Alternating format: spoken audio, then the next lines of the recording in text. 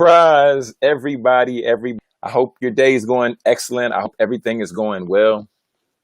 My name is Jonathan Jones, and I'm here today to share with you another mental health moment. That's right, another mental health moment. I know we're in the midst right now, just with everything that's going on, everything that's taking place. We're in the midst right now, just in case you don't know, just in case you've been sleeping under a rock somewhere, just in case you haven't been around, right? Mental Illness Awareness Week is right now. Mental Illness Awareness Week is taking place right now. And everybody who's currently out there, everybody who's hanging out, today I specifically just wanted to share just five. One, two, three, four, five. I wanted to specifically share five strategies right now. Five essential strategies of mental health care. Five. Okay. So without further ado, we're gonna go ahead and get started. Because I know that you all have a lot of things to do. Some of you might be on lunch right now. Some of you might just be finishing breakfast.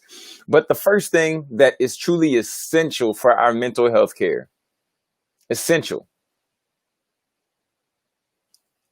is a little bit of humor.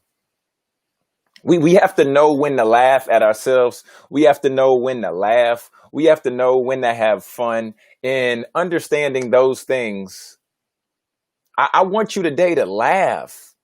When you're upset, when you're in a spot to where you don't know what's going on, I want you to put on that favorite YouTube video.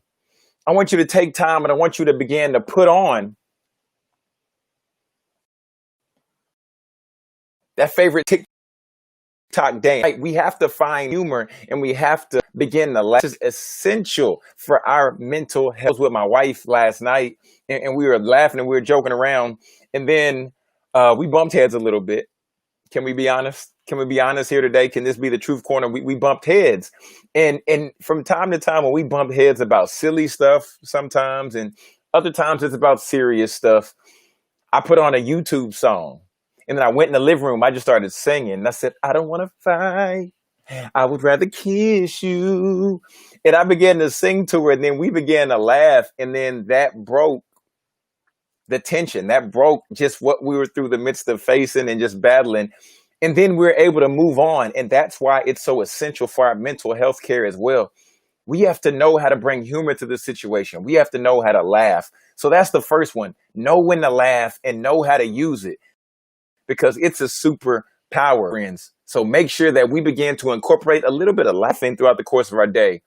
We can't take life too serious, because if we do, then we're going to be stressed out about things that are very small, very minute, when we should be enjoying our life and maximizing it to the absolute fullest. The second one is work-life balance. Work-life balance is essential. Understanding the fact that we don't live to work. Some of us currently may be in the space to where we're working to live. But if we don't make sure that we have time to still do the things that we need to do for ourselves.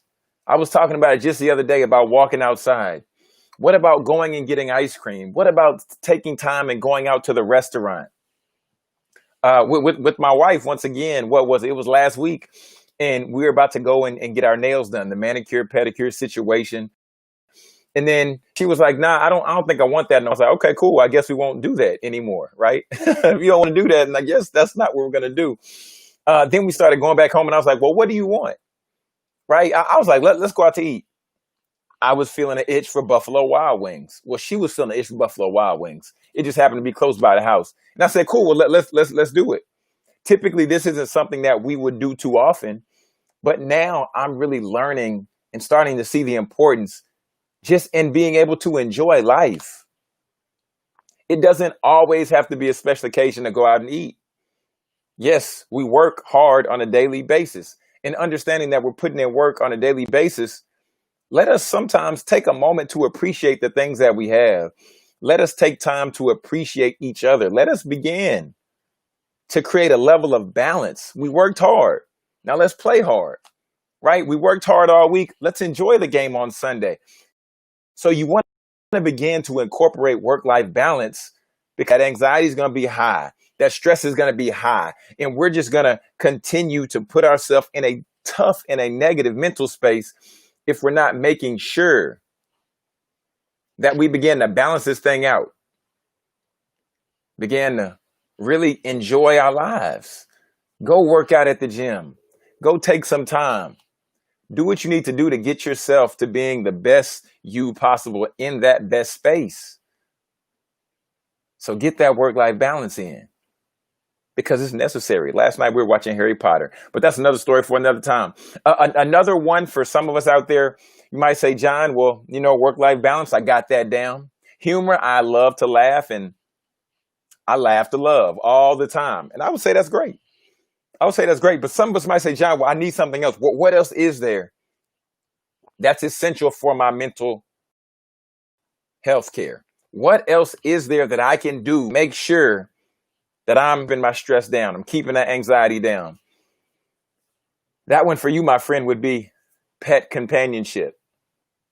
When I was like third grade, we used to have a dog. And our dog's name was Barkless. Okay, plot twist. His name was Barkless because he did not bark that much, okay?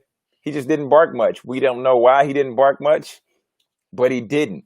And we always enjoyed going outside, playing with Barkless, running around, tossing the toy, watching him chase it, watching him come back. He'd bring it to us. He'd run. He'd do this. He'd do that.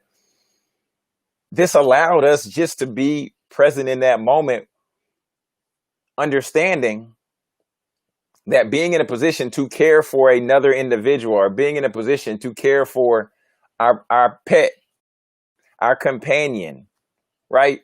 For some people, it may even be therapeutic for them to babysit and care for other children or care for other people's children because they might just have that warm heart. They might just have that heart that they want to love, they want to give, they want to serve. And that's why I want to bring this point to you here today, because having a pet companion, or maybe even going to like PetSmart or something like that, to where you can begin to pet these animals. You can begin to feed these animals. Well, maybe not at PetSmart, but if you go like to the zoo or something, the safari zoo. And this will allow you now to feel that you're having the opportunity to serve, to give. And this is proven to help us decrease stress, right? That's why they have I'm not sure if the correct terminology for it is it's like animal therapy, where they have children or adults and, they're there and they have like certain animals that they can pet as they're going through this, understanding that individuals help decrease stress, decrease anxiety, keep those levels low. So that's another one to consider. And for me personally, I know this one is really big for me. Anybody who's been following me or connected with me for some time now, we know that spirituality, your faith can be a big piece of your faith can be your anchor. For me, I don't allow myself to get too stressed out about things that are taking place in the world, because my faith in God allows me to remain even keel, understanding that if ultimately I believe that, God, or for whoever else is out there, your higher power, or, whatever your faith backing might be, you then can begin to view and understand that based on your beliefs, this is your anchor. This is what keeps you centered, grounded. So therefore, this keeps you in a positive headspace, your spirituality, your faith, praying to your higher power, praying to your God. And like I said before, faith is big for me. And that's even been shown across the board that spirituality is one of the bigger anchors, or one of the biggest things that help us through the midst of things or times where it might be uncertain, or we might be unsure about whatever it might be. So keeping that in mind, your faith, clinging to your faith, whatever your faith might be, when times are uncertain, when you're feeling stressed out, cling to your faith. Right? If you say that you believe in this faith, or you have this level of spirituality, believe that and hold true to it. Because we need to begin to identify whatever it is that we need to identify to get us through these tough times just in regarding to our mental health, regarding to our mental wellness. And the last one I want to share with you is social connection. I'm sure many of us have seen the recent documentary that dropped on Netflix, The Social Dilemma, right? And just talking about algorithms and talking about social media platforms and everything else. Where is your social connection, right? Where does your social connection rank right now? When was the last time you went and visited your friends? When was the last time you put in a phone call? When was the last time you had a FaceTime conversation? When was the last time that you actually sat down with an individual that you know personally and that you have a real relationship with?